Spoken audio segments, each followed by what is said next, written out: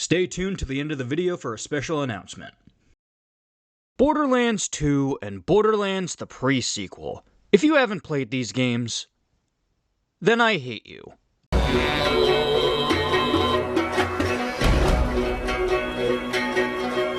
Okay, maybe that's a bit judgmental, but seriously, you are missing out if you haven't played them, especially if you like first-person shooters. In both games, you will come across a massive arsenal of weapons that range from realistic firearms to over-the-top sci-fi monstrosities that would more than likely explode in your hands in real life. On top of that, you get to fight a bunch of baddies on alien worlds with locations ranging from free-roaming open areas to challenging linear corridors, almost all of which are visually distinct from the last. You also get to witness two fantastic stories with almost everything happening while you have full control of your character. They are my two favorite games of all time. I love them so much that at one point, Borderlands 3 was my most anticipated game ever. Boy, was I disappointed. Blood feud! However, before I ever played that questionable installment, I had gotten around to playing the very first game in this franchise, the original Borderlands. Now, I first found out about this series when I came across the trailer for Borderlands 2, so I knew that the first game had to exist in some form or another. That trailer did its job way too well though. After watching it, my sights were only on the second game. I never even bothered looking into the first one. Years later though, I saw the game on sale while browsing Steam, and since by that point I had already played 2 and the pre-sequel, I thought I might as well take a look at how this series started. So what did I think? Did I like it? No, not really. Okay, to be clear, Borderlands 1 is not a bad game. I wouldn't say it was great, but by itself it was a perfectly serviceable first-person shooter. But considering everything I loved about the 2 games to come after it, there was just so much that wasn't there. The gameplay itself was fine for the most part, but the story was non-existent with forgettable characters, and the level designs were almost all one note. Now you're probably thinking that because this was the first game in the franchise, it shouldn't even matter that this one wasn't as good as the others. The games obviously got better, get that out of my face, so I should just be happy they improved. And you know what? That's a completely fair way to look at it. I'll even say that if it weren't for playing 2 and the pre-sequel beforehand, I probably would have had a much better outlook towards this one. But that's the thing. I did play those 2 games first. They set my standards for this franchise, so there wasn't much for me to take away from this first game. Because of this, I want to make it clear where I'm getting at with this. I am not trying to review this game as its own thing for any possible newcomers of this franchise. Instead, I want to use this video to re-examine the game in order to see if it's worth playing if you've already played Borderlands 2 or the pre-sequel. Or Borderlands 3 to a lesser extent, but that might need to be a topic for another day. Before I begin, let it be known that this is my own opinion. I'm not trying to antagonize anyone who really likes this game. If you do, fantastic. I'm happy you were able to enjoy it where I couldn't. Also, because it was the earliest version of the game that I ever played, I decided to replay the original Game of the Year edition that was on Steam, and not the enhanced version. Because of this, some issues I bring up may have already been resolved in that remaster, so take what I have to say with a grain of salt. Without any further ado, this is my review of Borderlands 1 as a fan of Borderlands 2 and the pre-sequel.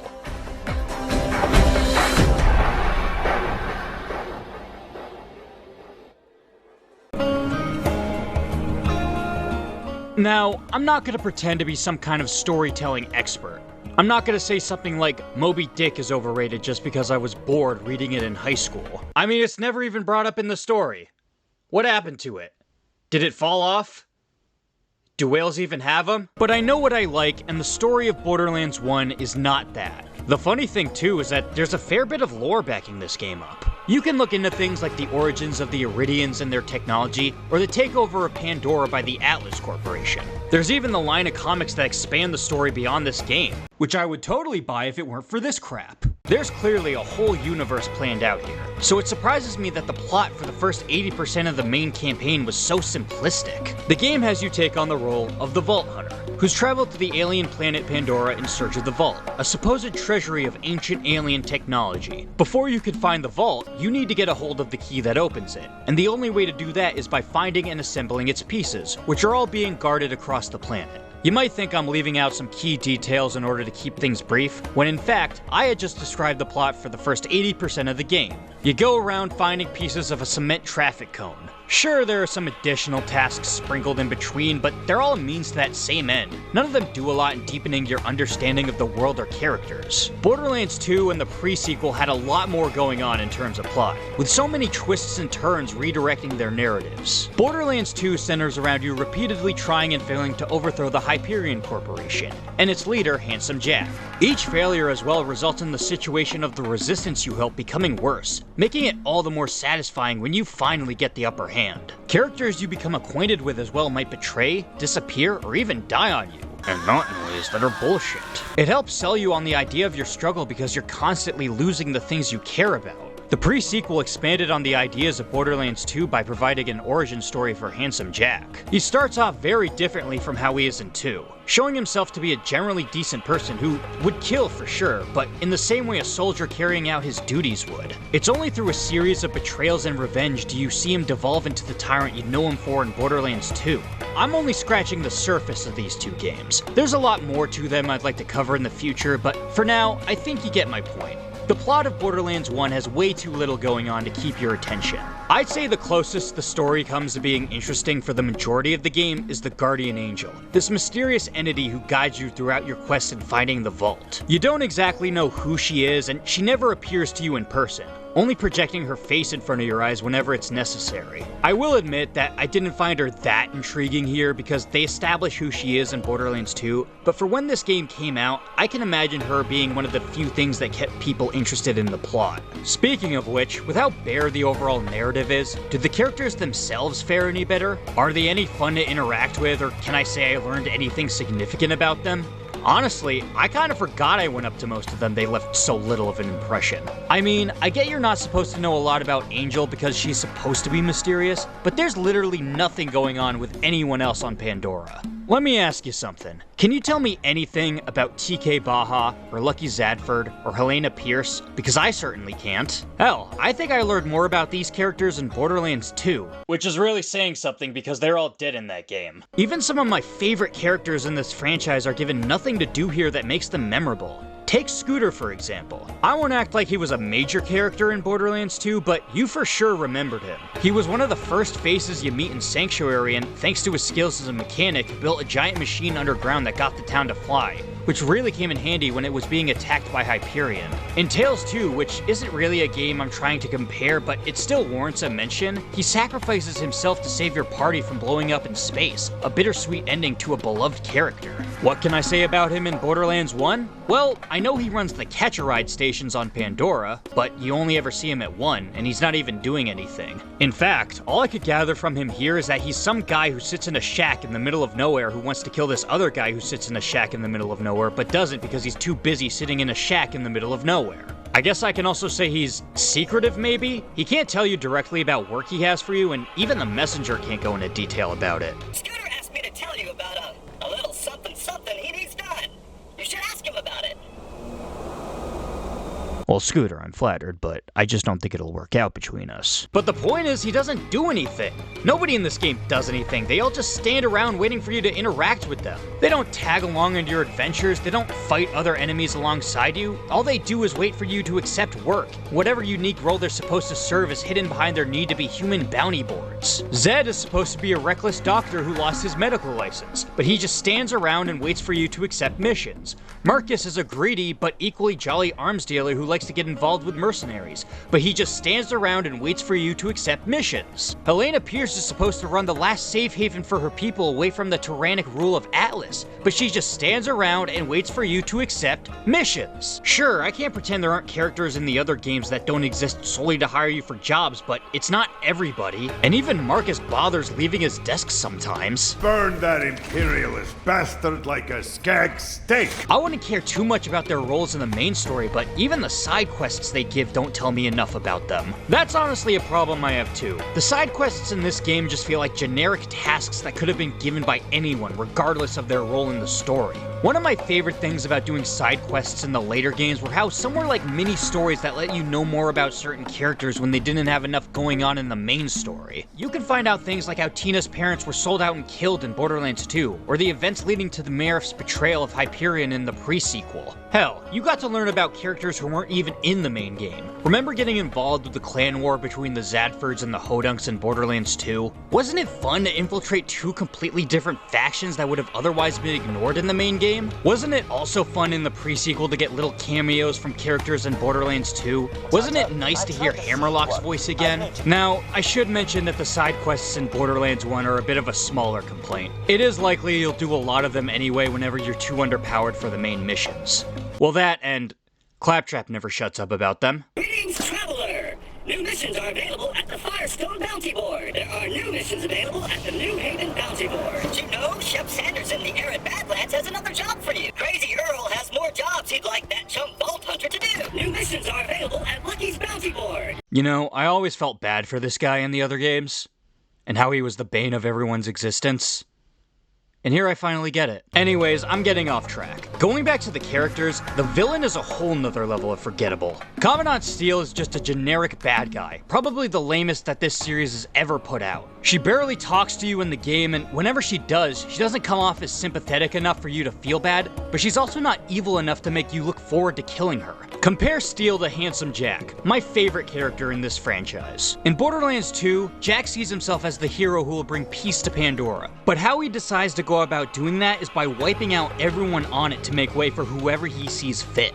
On top of that, he revels in the bloody defeat of his enemies, even innocent people. He also exploits his daughter, who's revealed to be Angel, for her powers, and he's completely blind to the agony she lives in because of it. The hero he believes himself to be is the polar opposite of who he actually is, and he's too blinded by his own ambition and ego to realize it. Jack also condescendingly taunts you all throughout the game and even tricks you into fulfilling his plans. All of this is done to make him more and more hateable, so you actually care about ending him. To make things even more interesting is how his outlook towards you shifts near the end of the game. Before, one could argue he enjoys seeing you fail to thwart him. But then you reach the point of the game where you kill Angel to stop his plans, and it's that which truly pushes him over the edge. Not only do we get a glimpse of who might be the only person Jack has any real attachment to, but he suddenly has a deep and thriving hatred towards you similar to what you feel towards him. He even calls off any bounties he had on you simply because he wants to kill you himself. Now that is what you call a villain. Moving on to the pre-sequel, you have Colonel Zarpedon, who... Okay, I don't nearly have as much good to say about her as I do Jack, but she's still way better than Steele. She's not nearly as great a villain as Jack, as she's hardly present at any point in the game, but there's still a somewhat interesting dynamic between you two. She has no real vendetta against you, and is even willing to leave you alone if you don't interfere with her plans. She also has a history you can uncover through a few side quests, and even leaves a series of hidden journals in one of the game's final areas. Her plan, I will admit, doesn't make a whole lot of sense when you actually sit down to think about it. I mean, if you want to destroy what's in the vault, then why not just destroy the vault? Why do you need to blow up the whole moon? But there is still something to her, more so than I can say for Steele. I'm probably gonna get some hate for this, but I thought the Calypso twins were better than Steele. And if you know their reputation, that's really saying something. People call them out for being two of the worst characters in this series, and were arguably the worst part about Borderlands 3's story. Keyword being arguably. And let me make this abundantly clear. I hate the Calypso twins, and not in a love-to-hate them kind of way like I do Jack. If anything, these two are a pair of Handsome Jack wannabes. Like him, they constantly taunt you throughout the game trying to get under your skin. Unlike Jack, however, who came off as a legitimate threat, the Calypso twins taunt you with fart jokes. Get your butt shined. But hey, I did at least hate them. I cared about hunting them down if it meant shutting them up. Steele, on the other hand, I just felt nothing but apathy for. There was just nothing to her for me to hate, so I just didn't care. Now, I could go on all day about how the story and characters aren't that memorable. However, my biggest issue with Borderlands' plot isn't really the story itself, rather the way it's presented. To explain what I mean, take a look at how 2 and the pre-sequel present their stories. For anyone who's played those games, you know that every bit of information is given to you as you play. Yes, there are cutscenes, but those are usually reserved for 30-second character introductions. Outside of that, pretty much every pivotal story moment happens in real time. Every exploding train, every giant moon laser, and most importantly, every piece of dialogue, which is conveyed through the means of voice acting. Even when characters aren't in the same room as you, they'll call you up with something you might need to know. You can even just straight up leave while a character's talking to you and they'll just continue whatever they were saying over the echo. Now, some might argue the amount of voice acting in these games makes them too exposition heavy, but for me, not only does this add to the immersion because things are being told to you in real time, but it also means that I can enjoy the story the developers want to tell without it ever having to interrupt the actual gameplay. Yeah, there are a few moments where you're just stuck listening to a character ramble on. Gladstone, open this door! This is my 6th playthrough! I already know this shit! But the point still stands. There are some real-time sequences or pieces of dialogue in Borderlands 1, and don't get me wrong, I do appreciate it when they show up, but I found those moments to be few and far between. If you want to understand what's going on in the story, then most of the time, you have to wade through a wall of text every time you accept and turn in a quest. Granted, it's not an essay's worth of text, but you're not really playing the game by reading it. You're just staring at the screen. Now, before you call me out and say I'm just an illiterate moron who hates reading, you'd be correct, but the point is that Borderlands' story could have just as easily been a series of unskippable pre-rendered cutscenes, and that still would have meant sitting back while you did nothing with your controller.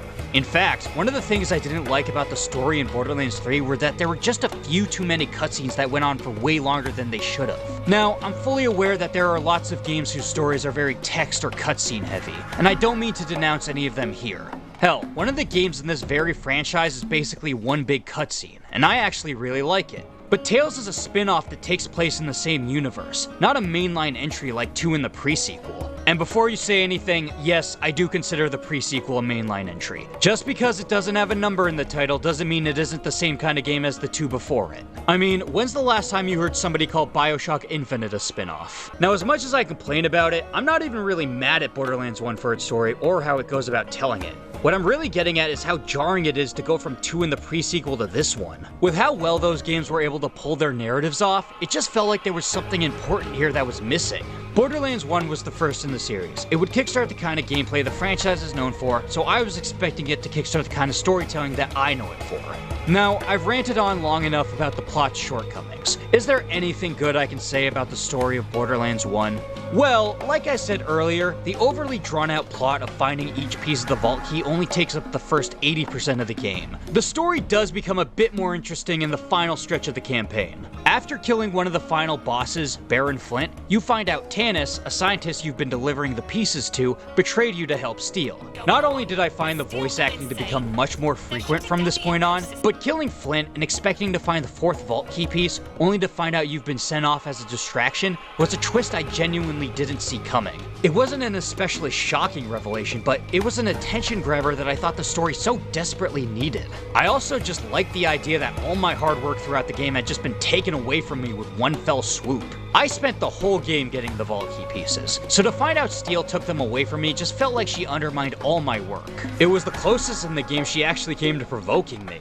Having played Borderlands 2 as well did also make Tannis' betrayal all the more surprising. Because she's your ally in that game, I didn't even consider her double-crossing you as a possibility here. Speaking of which, with how in favor I am of 2 in the pre-sequel over this game, I do think it's only fair to point out something there that's done a lot better here. That is to say, they are made better in those games thanks to this game.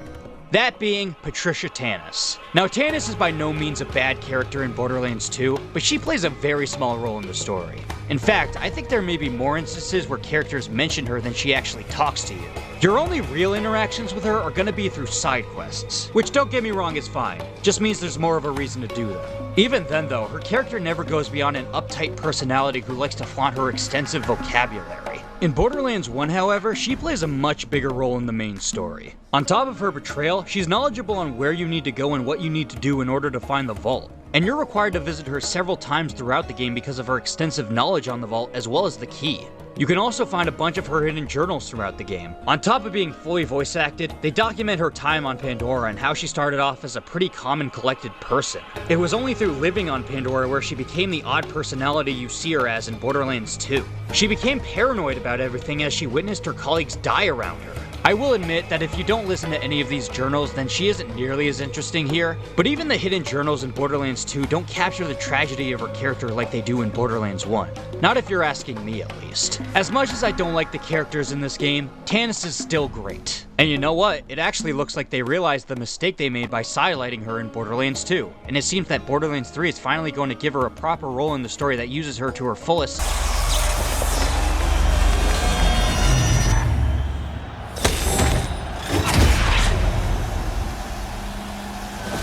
Well, at least they remembered she exists. So yeah, there are some good elements to the story, but overall, it isn't very hot. And as a fan of Borderlands 2 and the pre-sequel, I'd say it's a big problem. But not as big a problem as... Let me ask you something. Do you remember Too Much Water? Remember how ridiculous it was to see that on IGN's final scorecard for a Pokemon game? Do ya? Well, Borderlands 1 has too much sand. By far, my biggest issue with the game is that 2/3 of the levels are nothing but barren deserts with trash lying around. Now, do not misunderstand me here. I am not some bigot towards the desert. You're allowed to have games with levels set in the desert. But when the desert takes up the majority of the game, then pretty much every new area you uncover is indistinguishable from the last. Let's do a little test. I'm gonna show you a bunch of different areas from the game. Do any of these places stand out from the others? Better yet, would you be able to tell these places apart just by looking at them? Well, outside of a familiar landmark or two, I wouldn't. Now compare the levels here to the ones in Borderlands 2. What's this snowy glacier floating on the ocean? That's the Southern Shelf. What's this rusty town closed off from the wilds of Pandora? That's Sanctuary. What are these wide grassy plains with rivers flowing through them? Those are the Highlands. What's this glossy, futuristic city? That's Opportunity. What's this underground pit illuminated by the green glow of toxic waste? That's the Caustic Caverns. What are these purple glowing crags under a thundery sky? That's the Iridium Blight. Oh, and get this. What's this vast, hot, and sandy desert? That's the Dust. And if you ask me, it's one of the most standout areas in the game. The same thing goes for the levels in the pre-sequel. What are these blackened cliffsides with red lava flowing down? That's Sentry's Waste. What's this dingy spaceport covered in glowing billboards? That's Concordia. What are these rocky plains covered in icy sheets? That's Triton Flats. What's this rundown factory complex infested with green alien nests? That's the Titan Industrial Facility. What's this brightly lit futuristic lobby? That's the Hub of Heroism. What's this shadowy construction site in the middle of space? That's the Veins of Helios. What's this ancient alien platform floating in the middle of some kind of holographic void? That's Elisir. I hope I'm pronouncing that right. In both games, each of these areas are totally distinct from one another, to the point where you could guess where you are from a single glance, and that's the problem I have with the levels in Borderlands 1. It's not because they take place in the desert, but that they only take place in the desert, for the majority of the game anyway. Now, I'm not saying every level needs to be different from the last. Even Borderlands 2 has you go through a few snowy areas that you're required to visit at least once. But the difference with that is they don't take up 2/3 of the game. You're still gonna notice things change within the first hour or two of playing.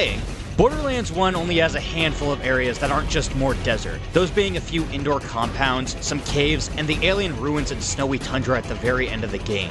I'll give them credit by saying they do at least stand out, but it just goes to show how overused the desert setting is here. And sure, I can't act like each desert is just a carbon copy of the last. You might come across a landmark unique to a certain area, but it doesn't get rid of all the sand and trash lying around. And the moment you turn away from those landmarks, you don't know where the hell you are. You probably have a good idea of where I'm coming from, but just in case, I want to make it clear why I care about this. My earlier issue with Borderlands' story really just stems from this being a Borderlands game. I just have high standards for these games plot-wise because 2 and the pre-sequel were so good at them. I've also enjoyed plenty of other games whose plots I have heard nothing but praise for, and even then, I'm just there to slash up enemies. However, there are very few games that I can think of where it didn't bother me when the setting never changed. Not for games like this one anyway, where the levels are meant to be explored. When every new area looks the same as the last, then why should I be excited to explore them? In a game like this too, where every area has to load in, once you get an idea of the general aesthetic, what is there for me to wonder when thinking of what's beyond that wall?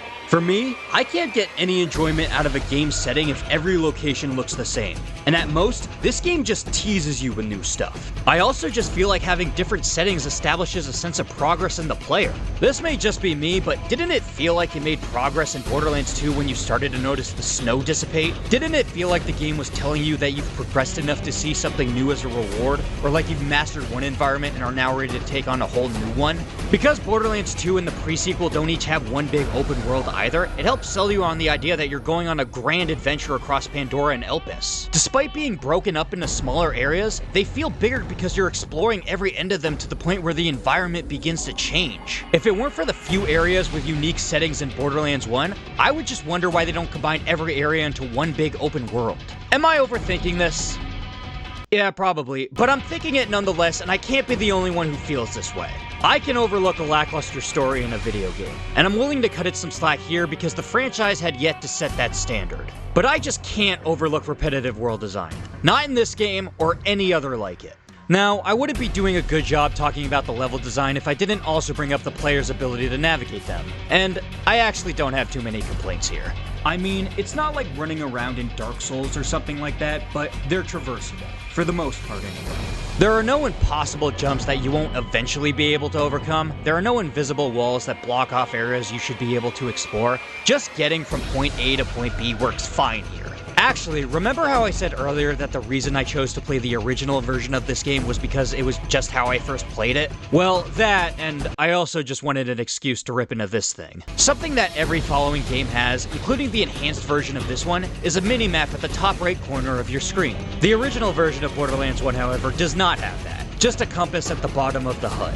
I actually didn't like this when I first played the game because it just wasn't as convenient as an always present top-down view of the layout. And even though I wanted to tear into it with this video, it really isn't that bad now that I've replayed the game. For one, you still have a map in the character menu, so you're not totally left to your own devices. Most of the levels as well aren't very easy to get lost in. And even if you do, you're going to be driving a car most of the time, so it's very quick just to turn back the way you came. It also goes without saying that when you play a game like this enough times, you kind of just catch on to where things are and what routes to take without the need of a map. I'm at a point where I don't need to resort to the mini-map in 2 or the pre-sequel, and I'm even starting to catch on to the layout of levels here. There are some areas like Old Haven where it's just way too cluttered for a compass to give you a good lay of the land, so you're just constantly opening and closing the menu, but there aren't many places like that. So I guess to sum the levels in this game up, it sucks to explore them, but I can at least explore them. I think you can gather that, with what I've talked about so far, my issues with this game mainly revolve around the presentation. When it came to the story and world design, Borderlands 1 didn't feel like a proper Borderlands game. I am grateful the franchise would eventually get better in those fronts, but that doesn't change the fact that those fronts are total backs here. Their ass is what I'm saying. With that said though, the actual gameplay is what reminded me that I was still playing a Borderlands game. Does that mean though that the gameplay is anything to rival 2 or the pre-sequel? Is there anything unique about it to make Borderlands 1 a worthwhile experience for fans of those games? Well, let's figure that out. I think the first thing to talk about is the loot system. To give an explanation for those unfamiliar, one of the things that this franchise is known for are the sheer amount of guns you will come across in every game. This is actually something they like to sell you on with the advertisements for these games. Although, I can't help but notice they tend to over-exaggerate it a bit with made-up numbers. I mean, surely, even the first game can have so many different— oh wow. It goes without saying though that numbers like this can't really be achieved by the developers creating each gun one by one. They're all auto-generated. Now, an AI isn't going to invent some brand new device that functions completely different from the last. Instead, what it will do is generate variations of similar guns, giving them different combinations of parts and effects, as well as different stats. Now, if I had to reach, with the idea of every gun and other item being different from the last, that isn't really the case when there are so many similar variations with slightly different stats. And don't get me wrong, there are still plenty of pre-designed gun types, parts, and elemental effects that the game can recombine, and it's with those where you really notice a difference. The thing is though, the AI didn't invent those things. The developers did. The AI just recombines them as it sees fit. so even if you have one explosive sniper that does slightly less damage than this new one you found, it doesn't change the fact that they're both explosive snipers. Now, I'm aware that all the other mainline Borderlands games generate their guns a similar way, but even they have a lot more unique mechanics that the AI can implement into new weapons, so a lot of them don't feel as repetitive. I rip on Borderlands 3, but even I have to admit that stuff like this is just insane. Not to mention, some of them just look crazy compared to others. I mean, look at this. Camo finish with glowy line decals. I love seeing both of those things combined. So yeah, the AI doesn't create new mechanics for guns. It just tweaks the numbers between them. Like I said before though, I am reaching, because I can't act like those numbers don't matter. As you level up your character and come across stronger and stronger enemies, you're gonna find that whatever weaponry you've become accustomed to is no longer gonna cut it. Not without a lot of wasted ammo anyway. At some point, you're going to have to sacrifice a piece of your arsenal for something better.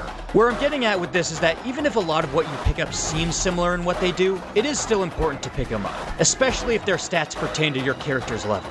With that said though, you're also not going to pick everything up. There's a finite amount to what you're able to carry at once, so you need to think hard if that new firearm is worth getting rid of something you already have. It's also not as simple as just assessing the damage. You might find something with not a lot of firepower compared to what you've been using, but it could also be more accurate, take less time to reload, fire faster, or even have a bigger magazine size. Some weapons even have bonus damage that exceed the base damage of your current in certain situations. Now you might be thinking, well, obviously. When games have a lot of gear to find, it's pretty much a guarantee that what you come across gets better and better as you progress. And yeah, Borderlands 1 isn't very unique in this sense. I bring it up though because that's just how this game works, and I can't really knock it for it because it works well. The guns may not always feel different, but they definitely are different. Now having a lot of guns is great and all, but that doesn't mean anything if they aren't fun to use. So is the combat in this game any fun?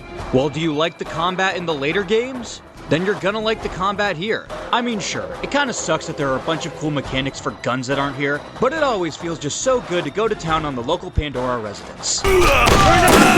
Actually, now that we're onto the combat, I found this game to be one of the harder titles in this franchise. Although, I do have a bad habit of over-leveling myself in the other games. Even then though, when I tried doing less side quests in my most recent playthroughs of 2 in the pre-sequel, being underpowered wasn't that bad when trying to finish the game. Like, you'd seriously have to hate doing side quests in those games to die to the same enemy over and over again. Not to mention, some of the enemies here are just insane to take down even if you are the right level to face them. Take Guardians for example. Not to say they were that easy in something like the pre-sequel, but good god were they a pain here.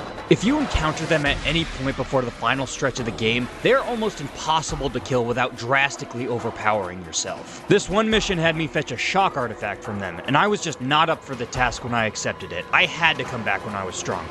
They were super fast, dealt a lot of damage, and were only nicked by my bullets. And sure, I was still a level lower than them at the time, but even being 2 levels lower than them in the other games wasn't that hard. And even after leveling up myself here, they were still hard to take down. I swear to god, the only reason they became easier at the end of the game was because I looked out and found this overpowered sniper rifle. A harder difficulty doesn't just apply to a few smaller enemies either. It can be found with one of the game's earliest bosses. Sledge is one of the few bosses in this franchise where I couldn't just non-stop fire my gun at him. I actually had to come up with a strategy to take him down. As soon as he lands a shot on you, or slams his hammer into the ground while you're near, you need to get out of there to recover. Otherwise, his next hit will surely kill you. I consciously had to figure out a pattern in defeating him, using the actual level design to my advantage so he could land as few shots on me as possible.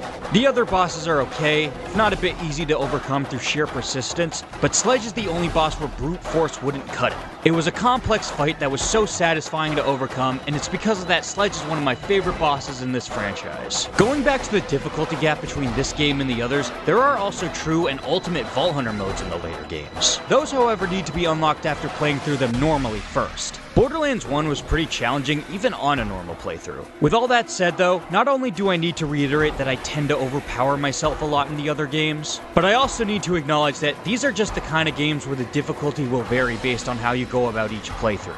Not to mention, what I might find hard could just as easily be a stroll in the park for other people. Because of this, I can't say for sure there is an apparent difficulty gap between this game and the others, outside of the few encounters that I brought up. Moving on, there's also the driving to talk about. On top of the core shooting, you also get to drive around in some of the game's more open areas, and it does what it needs to do. You don't get more than one vehicle type here like you would in 2 or the pre-sequel, but at the same time, did you ever actually find yourself switching between them after unlocking the second in those games? If anything, it just means the car here gets to shine by itself. In this game, you get a combat vehicle called an Outrunner, which can be spawned over and over again at catch-a-ride stations across Pandora. I use the term combat vehicle lightly though, because I don't think the actual vehicle combat here is that strong.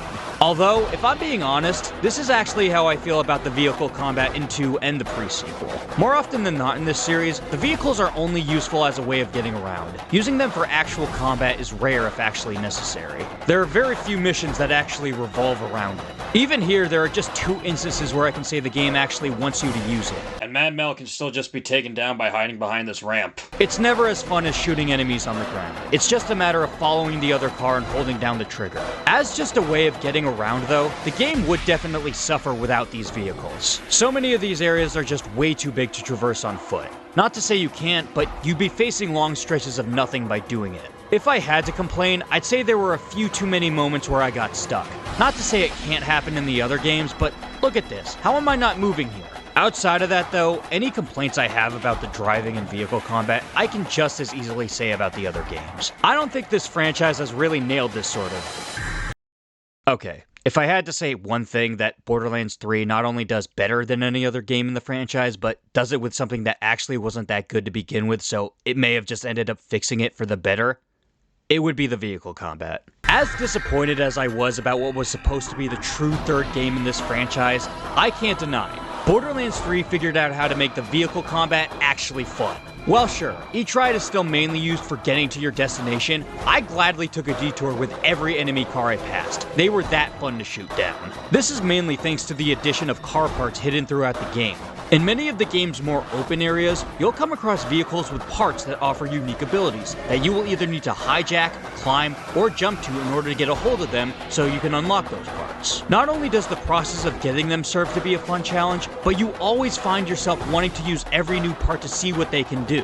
Also, remember how I said you don't find yourself switching between the vehicles in 2 and the pre-sequel? Well here, certain parts are exclusive to certain rides, so you finally have a reason to cycle through each vehicle type throughout the game. Not to mention, the driving alone is just a straight up blast here.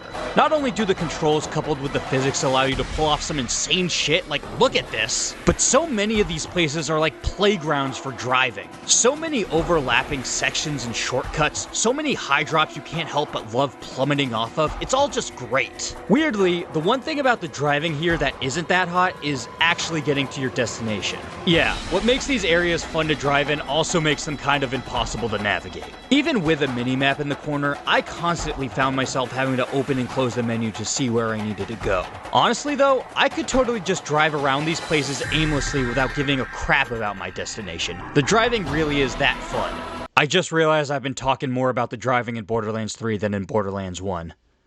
I should probably get back on track.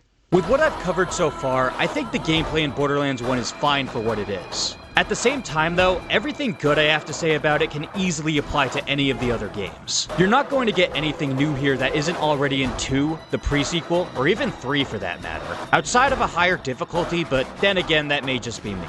In order for me to answer my earlier question of whether or not the gameplay makes Borderlands 1 a worthwhile experience for fans of those games, I need to identify something familiar in those games that the players can finally experience here. And this is where the Vault Hunters come in. Every mainline Borderlands game, not including DLC, has a set of 4 playable Vault Hunters with unique abilities to aid them in combat called action skills, which all last a limited amount of time before needing to be recharged. Borderlands 1 allows you to play as either the Hunter, Mordecai, the Siren, Lilith, the Soldier, Roland, or the Berserker, Brick. A key thing to keep in mind is that each of these characters play pretty significant roles in future games, so people who like them there can finally play as them here. I mean, one of the main appeals for me with the pre-sequel is getting to play as Claptrap. In Borderlands 2 especially though, you see them use their action skills. Because of this, Borderlands 1 is your chance to try out those abilities for yourself. Now, I could go into each of these characters' weapon proficiencies and what guns work best for them, but at the same time, there's no single gun type that each character is restricted to. The action skills really are the deciding factor here. Brick's action skill is Berserk. When you activate it, he drops whatever gun he's holding and punches everything in sight. It's a decent ability in my opinion, being a faster melee with more of a kick. Did I just make a pun? No, I think I just did the opposite of that. Next is Lilith, who can phase walk. What this does is turn you invisible for a short time, allowing you to sneak away when you find yourself low on health. You can also sneak attack enemies in this state. When the timer runs out, you emit an energized blast that damages anything around you. Considering how fast certain enemies can drain your health in this game, this is a very useful ability for escaping death. Roland's action skill is an automatic turret called the Scorpion, which can be deployed anywhere around him. It can also be upgraded to regenerate health, ammo, shields, etc. as long as you stay near it. I'm honestly not a fan of this ability. Not really because of how weak it is starting off, but the cooldown time just takes way too long. The action skills for the other characters take like a minute tops to recharge, but the Scorpio takes almost 2. And yeah, I know you can upgrade it as you level up to shorten the cooldown time by killing enemies, but there's just no fun to be had with it early on because of this. Yeah, the other characters' action skills start off pretty weak, but at least I got to use them more. Now these 3, -1, are all fine and good, but if you've been paying attention to this footage so far, then you've probably caught on to the fact that my go-to character in this game, who I've actually bothered leveling up, and I now kind of realize I don't know enough about the other Vault Hunters, so I'm probably the last person who should be talking about them, is Mordecai, and his action skill, Bloodwing. Bloodwing is your trusty bird companion, who flies around and attacks enemies. Bloodwing is without a doubt my favorite of the 4 action skills. She's fast and can attack multiple enemies while airborne. You can upgrade her not only to deal increased damage, but even bonus elemental damage. Best of all though, if you ever find yourself trying to get a second wind and are unable to land a shot, then as long as you deployed Bloodwing before losing all your health, she stays in the air as a last resort for a kill. Bloodwing is a companion for life and she didn't deserve what came to her in Borderlands 2. Rest in peace, Bloodwing. You are truly irreplaceable. Talon!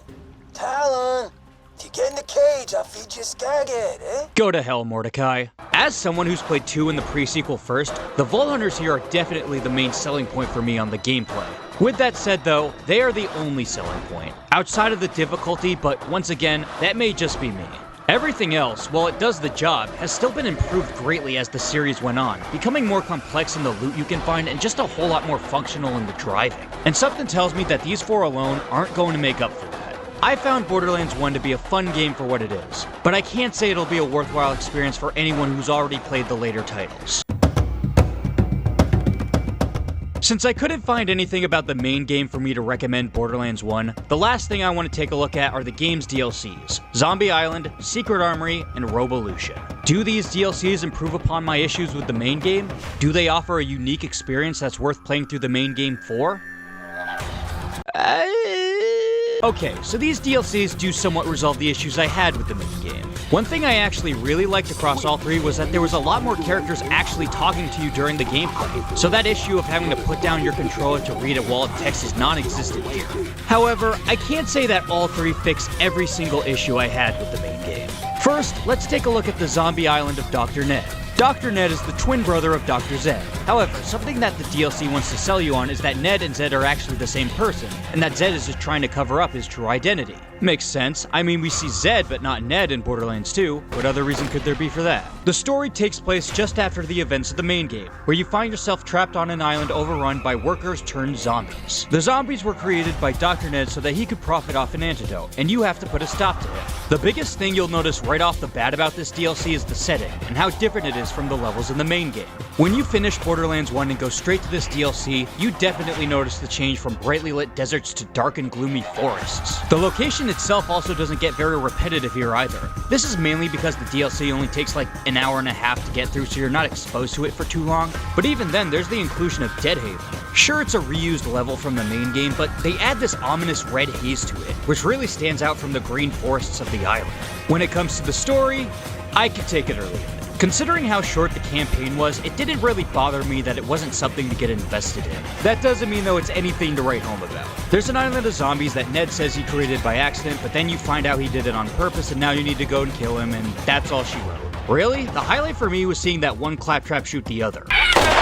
Also, there are apparently ghosts in this DLC because that claptrap speaks to you beyond the grave. I appreciate the change in presentation that this DLC has from the main game, even if it didn't go all the way with it. However, I would be a lot more enthusiastic about the zombie island of Dr. Ned if it weren't for one thing: the actual zombies. The Wereskags and Tankensteins were fine, but these zombies are some of the most boring and tedious enemies in any Borderlands game. They're not particularly hard, but there sure are a lot of them. They swarm at you from every direction no matter where you are and only exist to slow you down. Whenever it took a while to kill an enemy in the main game, it was usually because they were actually challenging. You kept dying to them and maybe even had to do a few side quests to level yourself up. There was no one but yourself to blame when you respawned with their health fully restored. Here though, even if they deal a lot of damage, you also deal a lot back. They're so easy to kill, but it still takes a long time to wipe them out because of how many there are. Even just running past them isn't totally foolproof. They hurl vomit at you to slow your character down.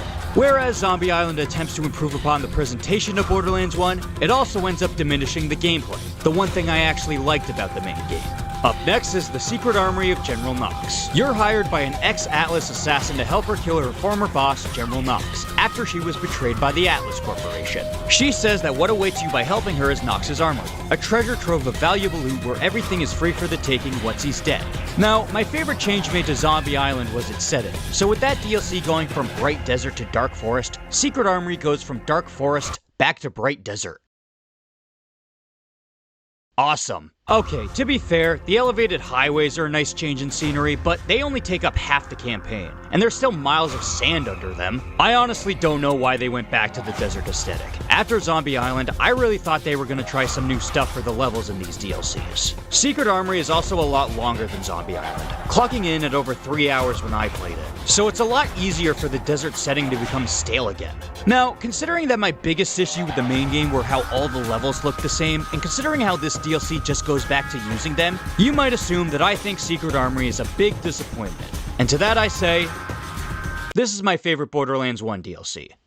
Yeah, I'm serious. First off, I thought the story had the best of the three, specifically when it came to the characters. I've always liked Athena ever since playing as her in the pre-sequel, and with this DLC, she becomes one of the few allies in this game that actually does stuff. I mean, granted, you never actually see her do anything while you're in the same room, but she contacts you frequently with mission updates after you rescue her. You know she's pulling her weight in the story even if you can't see it, unlike the characters in the main game. Speaking of which, Scooter returns for this DLC and he's given a bit more to do here. Not a whole lot, but still serves to kickstart your adventure and even allows Athena to use his garage as a safe house, so you're definitely going to be seeing him a lot here. Also, he finally killed that guy. Don't act all surprised, I told you I was gonna do it. Yes, you did, Scooter. Yes, you did. Scooter is also here to establish his relationship to the character Moxie.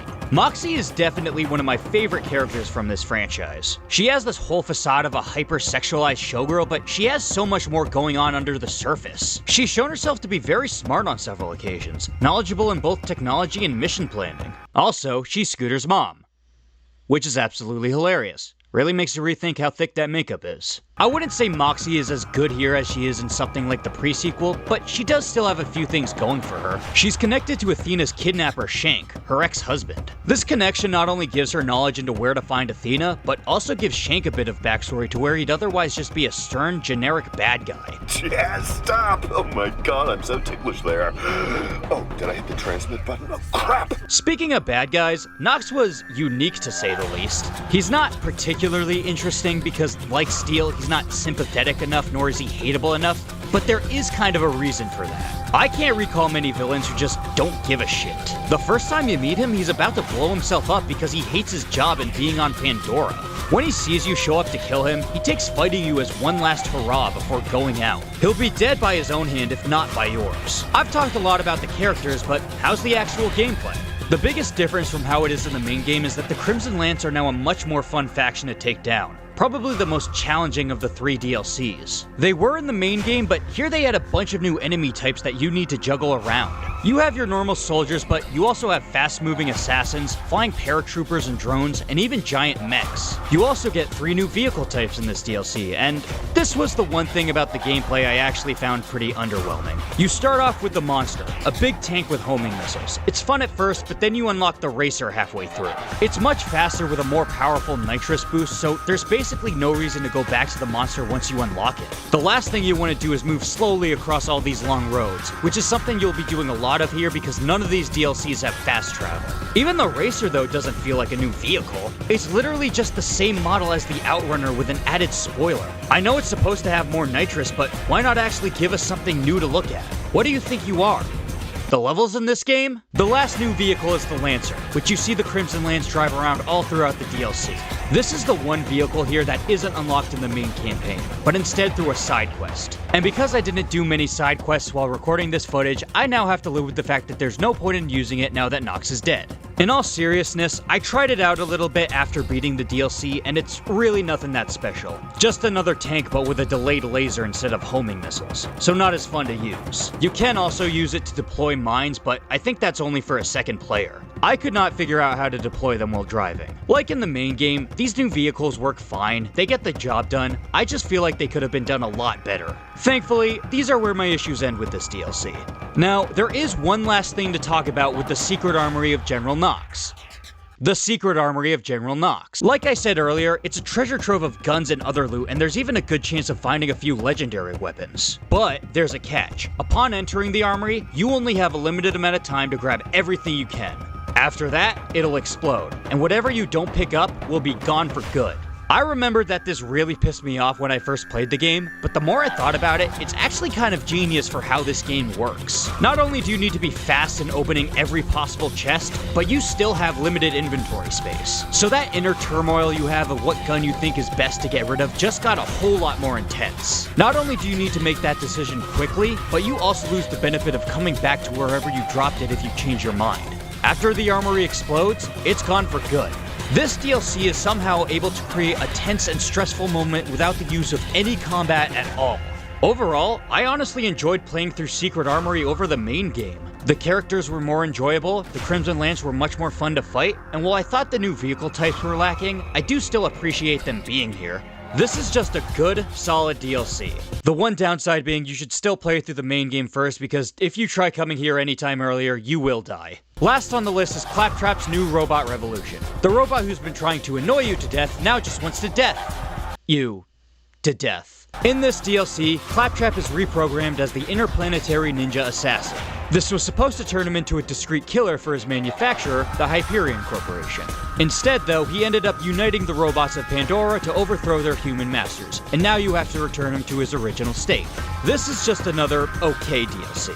While Secret Armory tried adding something new to the rundown desert setting, and Zombie Island opted for a new setting entirely, Rovolution decided to circle back to the game's usual shtick, because new ideas are for idiots. With that said, I don't really think it's worse than Zombie Island because of it. I mean, the robots attack you like normal enemies and not whatever waste of time those zombies were. The story, once again, isn't anything that special. You go around sabotaging Claptrap's plans for world domination. That's it. I mean, even Zombie Island had a twist halfway through. The new character, Mr. Blake, suffers from that typical I'm an NPC in Borderlands syndrome in that he just stands around with work for you. Claptrap is alright. I liked listening to his propaganda speeches over the loudspeakers everywhere you go. I also liked the ending cutscene where Claptrap reverts back to his old programming, and you see him struggle to fight back as he calls out to his followers to remember the cause. Probably the most emotional moment this character has in the game. One thing I definitely wasn't a fan of was the reuse of older bosses. Claptrap resurrects Ned, Nox, and Steel as some kind of weird cyborg zombie things. You might be wondering why they don't come up with new ideas for bosses. Why am I fighting these guys again when I could be fighting some cool and inventive robot designs? Well, like I said before, new ideas are for idiots. Like, I can maybe see the merit in fighting these guys again back when the releases for these DLCs were all spaced out. Like, hey, it's been a while, remember us? But nowadays it's like, yeah, I remember you. I just killed you. You're probably going to be playing these DLCs back to back, so it just ends up being repetitive. And that's not just because they reuse the bosses a second time. Yes, they do that. I guess I can see the appeal of fighting Steel since you never got to in the main game, but then again, I didn't care about fighting her in the main game, so I don't care about fighting her here. So, how's the gameplay? Well, I refer to what I said about the main game earlier. There isn't much I can add here. I guess I could say the final boss is pretty fun. It's a giant tank covered in turrets that can drain your health really fast. It's also the only boss in this game where you can't just shoot anywhere on its body. It can only be damaged by shooting at its big red eye. Even then though, it's shielded half the time and shoots a giant laser at you whenever it isn't. Outside of that, this DLC is just kinda meh. So, there you have it. And while I only found myself enjoying one of them, these DLCs aren't overall terrible. I wouldn't say all three are worth playing through the main game for, but I wouldn't say you should feel like refraining from them after playing the main. Wait, what? There's one more. What the hell are you talking about? Oh, Jesus, no. Not that one. Anything but that! Real quick, let me just get it out of the way that I still like Moxie despite her name being plastered on this DLC. Anyway, if I'm being honest, I was kind of on the fence of whether or not I should talk about this one because I actually didn't finish it. But there's a very good reason for that. I didn't want to. Now, would it be unfair for me to judge this DLC if I didn't actually finish it? Absolutely. And frankly, I hope this doesn't become a habit after this video. But if its reputation is anything to go off of, then I think it's safe to assume it doesn't get much better after what I've played. Unlike the other DLCs for Borderlands 1, Mad Moxie's Underdome Riot isn't an additional campaign. It's a few small gladiatorial arenas that you need to fight through to come out on top. Now these arena challenges are actually a pretty common thing in this franchise. Even the base game here has them. Although, I could only find one that was actually single player. I can't speak for the others. While I prefer the actual campaign DLCs, I can still see something like this as fun additional side content separate from the main game. If the Borderlands wiki is anything to go off of though, then this DLC was the same $10 price as the other three when it was first released. The reason I bring this up is because the other DLCs provided additional large worlds to explore, and these sorts of arenas tend to be designed pretty small. Because of this, I think Underdome would need to include a pretty fair amount of these arenas for you to run around in order to warrant the same price tag as the other three, like 10 maps or upwards. There are 3 here, and 2 of them look identical. But hey, I'll cut it some slack here because you're probably going to be getting the Enhanced Game of the Year edition of Borderlands 1 if you want to play it on your modern hardware. At this point in time, this DLC is just a guaranteed part of the game. However, what I won't be cutting it slack for is not working the same way as the other main game arenas in this franchise. The way arena challenges work there is that you go to the location, accept the challenge, and fight off a bunch of enemies for one round, which might be divided into waves, but even then it'll take you like 10 minutes at the most. Once the round is finished, you're free to challenge the arena again, but slightly harder. You do need to accept multiple challenges to fully complete each arena, but you're free to do each one whenever you feel. Most importantly though, you don't have to start all of them over if you fail at just one. Underdome, on the other hand, won't let you leave. In each arena, you have to do every round in one sitting, and if you die, it's all the way back to the beginning. And each of these challenges are long too. They all last 5 rounds, which are all divided into 5 waves. Not to mention, you have to wait in between each wave. Sure, they're so you can grab onto ammo being thrown into the arena, but why not just have enemies drop more when you kill them? The idea that I could be spending a long time fighting for my life in each arena only to come up short at the last minute and start the whole process over was enough to turn me off from this DLC. Sure, the combat in Borderlands can be fun, but it gave you moments to breathe and focus on getting to your destination. On top of that, dying didn't mean starting the whole game over. I may not have completed this DLC, but I'm gonna take a chance in saying that Mad Moxie's Underdome Riot is just bad. The only thing it has going for it is the bank system. So for those of you who bought it when it first came out, congratulations for spending $10 real to store 12 fake guns. I think I've made it very clear that I'm not a big fan of this game. Like, I don't hate it or anything, I got a decent amount of enjoyment from it, but overall, it pales in comparison to the later games, especially 2 in the pre-sequel. If you've already played them, then I can't recommend this as a must-play title if you think you need to be fully in tune with this franchise. There's so much more variety in both the combat and levels in the other games, and I'd say they do a decent job catching you up on the events of this game. With that said, this game is still decent, and I'd feel bad just dismissing it as a totally meaningless experience. So, how about this? If you have played Borderlands 2, the pre-sequel, or even 3 for that matter, and you still want to check this game out, don't go into it expecting to fulfill your Borderlands fix. Instead, try viewing this game more as a time capsule for how this franchise began. If you want to see just how bare bones things started off in order to see how far this series has come, then I definitely think you'll get something out of it in that regard. It really is the mindset to have going into this game. Hey guys, thanks for watching one of the first videos on this new channel.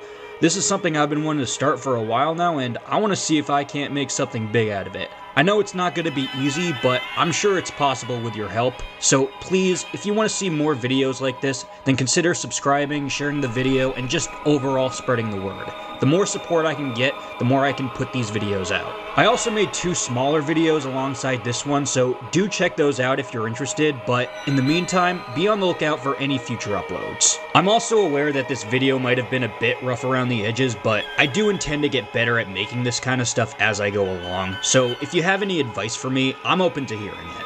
I also just want to reiterate that I'm not trying to insult anyone who really likes this game. This is still my own opinion at the end of the day. Thanks again for watching, and I hope to see you all soon. Take care.